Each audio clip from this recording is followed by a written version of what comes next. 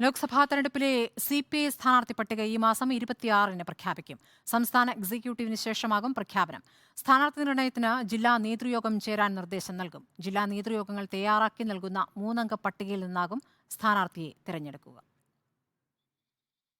ശ്രീജിത്ത് വിവരങ്ങളുമായുണ്ട്. ശ്രീജിത്ത്, ഇപ്പോൾ 26-ന് CPIയുടെ പൂർണ്ണ പട്ടിക പ്രതീക്ഷിക്കാമോ? പറഞ്ഞു കേൾക്കുന്ന പേരുകൾ ഏതൊക്കെ?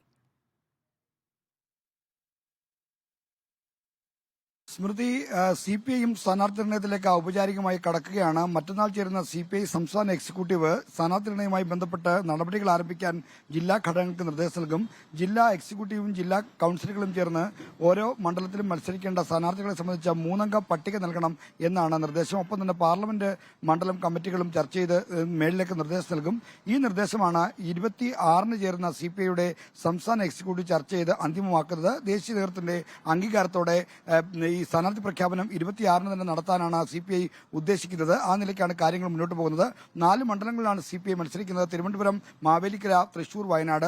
തൃശൂരിൽ VS സുനിൽകുമാർ സ്ഥാനാർത്ഥിയാകുമെന്ന് ഏതാണ്ട് ഉറപ്പാണ്. വയനാട് ആനി രാജയുടെ പേരാണ് പ്രധാനമായും പരിഗണിക്കുന്നത്. തിരുവനന്തപുരത്ത് എങ്ങനെയെങ്കിലും പന്നിൻ രവീന്ദ്രനെ അനുനയിപ്പിച്ച് അദ്ദേഹത്തെ സ്ഥാനാർത്ഥിയാക്കാനുള്ള തകൃതിയായ നീക്കം CPIക്കകത്ത് നടക്കുന്നുണ്ട്. പന്നിനല്ലാതെ അനുയോജ്യനായ മറ്റൊരു സ്ഥാനാർത്ഥിയില്ല എന്ന സ്ഥിതിയാണ് CPIക്കുള്ളത്.